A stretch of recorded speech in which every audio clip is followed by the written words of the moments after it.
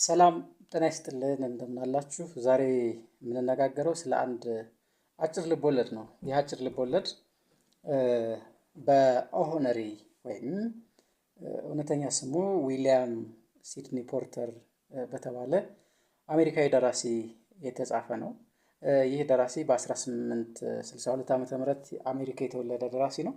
እንግዲህ ይህ ደራሲ የመጨረሻው ቅጠል የምትል ስነ ጽሁፍ አለችው። በመሰረቱ ደራሲው የሚታወቀው በአጫጭር ልብ ወለዶች ነው። በዓለም ላይ አሻራቸውን አሳረፉ ከሚባሉት ከነ ጊዶ ሞፓሳ እና ከሌሎች ጋር ሊወዳደር የሚችል ደራሲ ነው ማለት ነው። እና ኦሄነሪ እንግዲህ ኦሄነሪ ያለበት በመሰረቱ የሆነ ባንክ ውስጥ በሚሰራበት ጊዜ ገንዘብ ይጎድልበታል እና ይህን ስም የተጠቀመው ዊሊያም ሲድኒ ፖርተር የሚለውን ትቶ ኦሆነሪ የተጠቀመበት በዛ ስም ያፍር ስለነበረ ነው። እና ምንድነው የዛሬው የመጨረሻው ቅጠል እንግዲህ ስለ ሶስት ሰዎች ነው የሚተርከው። ሶስቱ ሰዎች ሁለት አቻ የሆኑ ሴቶች ነበሩ፣ ጆአና እና ሱ የሚባሉ። እንግዲህ እነዚህ ሴቶች አብረው የፍላጎት አንድነት ያገናኛቸዋል። ፍላጎታቸው አንድ አይነት፣ ስሜታቸው አንድ አይነት ይሆናል እና ለ6 ወራት ያህል አብረው አፓርታማ ተከራይተው ከኖሩ በኋላ አንዷ ትታመማለች፣ በተለይ ጆአና የምትባለዋ ማለት ነው። እና ጆአና ስትታመም አልጋ ቁራኛ ወይም አልጋ ላይ ሆና የምትውል ትሆናለች። መጨረሻ ላይ ጆአና አንድ ዛፍ ከተኛችበት አልጋ ፊት ለፊት ወይም በመስታየት ተሻግሮ የሚታይ አንድ ዛፍ አለ እና ያ ዛፍ በየዕለቱ ቅጠል ይቆረጥበታል። ቅጠሉ እየረገፈ ሲሄድ ጆአና ምንድነው ያደረገችው? ህይወቷን ከቅጠሉ ጋር ነው ያያያዘችው ማለት ነው። ዛሬ 12 ቀርተዋል፣ ዛሬ 9 ቀርተዋል እያል ቅጠሉ እየረገፈ በሄደ ቁጥር ምንድነው የምታደርገው? ተስፋዋም አብሮ እየመነመነ የመዳን ተስፋዋ እየመነመነ፣ በተለይ ሐኪሟ ለሱ ጓደኛዋ ሱ ነው የምትባለው በሚነግራት ጊዜ ኦኬ የመትረፍ ዕድል ምንም ነገር የላትም እንዲህ እያለ ነው የሚነግራት ማለት ነው። እና ሰዓሊ ናቸው ሁለቱም አጋጣሚ። ከዛ በኋላ አንድ ቦታ ለመሳል ታስብ ነበረ። በህይወቷ ድሪም የምታደርገው ወይም ይሄ የመጨረሻ ህልም የሚባለውን ነገር ማሳካት የምትፈልገው የሆነ ቦታ በመሳል ነበረ እና ከዛ ሐኪሙ ትሞቻለሽ ይላታል። ለመሞት እያጣጣረች ነው። በተለይ የዛፎች ቅጠል በረገፉ ቁጥር የዛፉ ቅጠሎች በረገፉ ቁጥር የመኖሪያ ቀኗ እየመነመነ ነው የሚሄደው። ተስፋዋ እየመነመነ እንዲህ እያጠረ ይሄዳልና ከዛ በኋላ አንድ ሀርማን የሚባል በህይወቱ ሰዓሊ መሆን ነው የሚፈልገው፣ ግን የተሳካለት ሰዓሊ አይደለም። ወጣቶች እንደተሞክሮ የሚወስዱትም አይደለም። ብዙ ጊዜ ያን ኃይል የተሳካለት ሰው አይደለም። ነገር ግን እዛ እነሱ የሚሰሉበት አፓርታማ ላይ አንድ ቀን ይገባና ይህን ስሜት ይረዳል እና አንድ ቅጠል የቀረች ቀን ያያታል። እና ያቺ ቅጠል የቀረች ቀን ሌሊቱ ምን ሆነ ያደረው? ጨለማ ቢሆንም ነፋስና ሌላ ነገር ነው የሆነው ማለት ነው። እና ነፋስ ይሆንና ከዛ በኋላ በዛ ነፋስና በዛ ብርድ መሃል ሀርማን ማለት ነው፣ ሀርማን የሚባለው ሰውየው ሽማግሌ ነው፣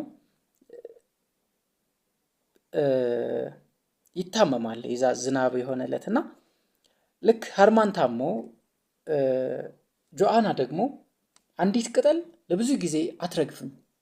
1 ቀን 2 ቀን 3 ቀን እያለች አትረግፍም። በመሃል ሀርማን ታመመ እና ሀርማን ሲታመም የሆነው ምንድነው? የታመመለት ዛፉ ላይ ፋኖስ እና ሌሎች መብራት ነገሮች ቀለም ይገኛል። ለካ ዛፉ ላይ ቀለምና መብራት ፋኖስ ተገኝቷል። ሀርማን ያ ከሆነ ከ2-3 ቀን በኋላ ህይወቱ ያልፋል፣ ሆስፒታል ገብቶ ማለት ነው። ከዛ ምንድነው የሆነው? ጆአና ቅጠሏ አትረግፍም።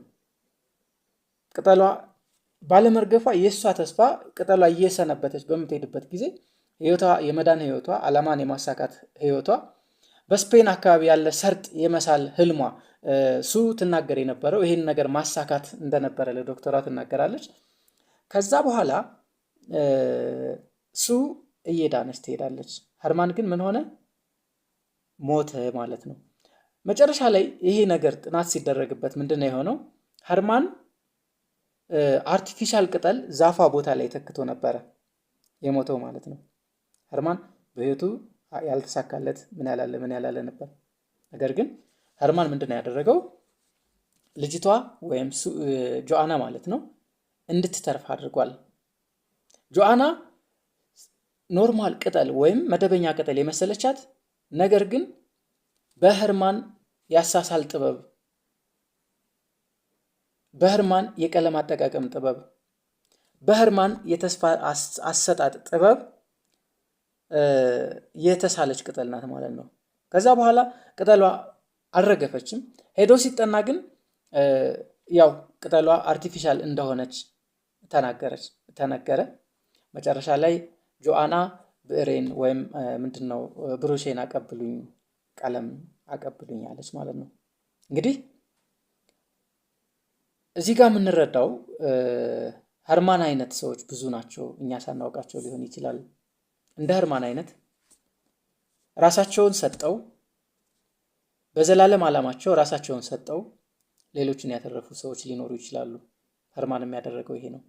ብዙ ጊዜ አንድ አጭር ሆነው ረጅም ሀሳብ ያላቸው አጫጭር ልቦለድ ሆነው ወይም አጫጭር ጽሑፍ ሆነው እርዝማኔ ያላቸው ሀሳቦች ያላቸው በርካታ ጽሑፎች፣ የስነ ጽሑፍ ስራዎች አሉ። የመጨረሻው ቅጠልም ይሄ ነው። የመጨረሻው ቅጠል አርቲፊሻል ነች። የመጨረሻውን ቅጠል ለማኖር የመጨረሻው ቅጠል ከህይወት ጋር የተያያዘች ስለሆነች ለማኖር ዋጋ ተከፍሎበታል። እንግዲህ ምንድን ነው ያደረገው?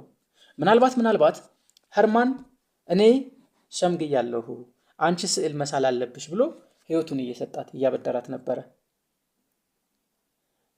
በጣም ብዙ የሚተነተን ከስነ ልቦና አንጻር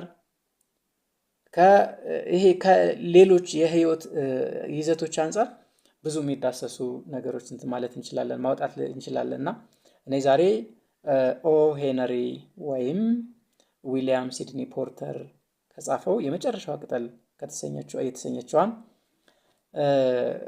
አረዳዴን ይዤላችሁ ቀርቤ ነበረ። ተርጓሚውን በጣም አመሰግናለሁ። መስፍን አለማየሁ የምር ተርጓሚ ነው። ሽማግሌውና ባህሩን የተረጎመ እሱ ነው። ሌሎቹን የነ ጊዶ ሞፓሳን፣ የእናንቷን ችሆብ፣ ሌሎቹንም ስራዎች ተርጉሟል። አግኝታችሁ ብታነቡት ብዙ ነገር ትገበዩበታላችሁ ብዬ ተስፋ አደርጋለሁ። አመሰግናለሁ።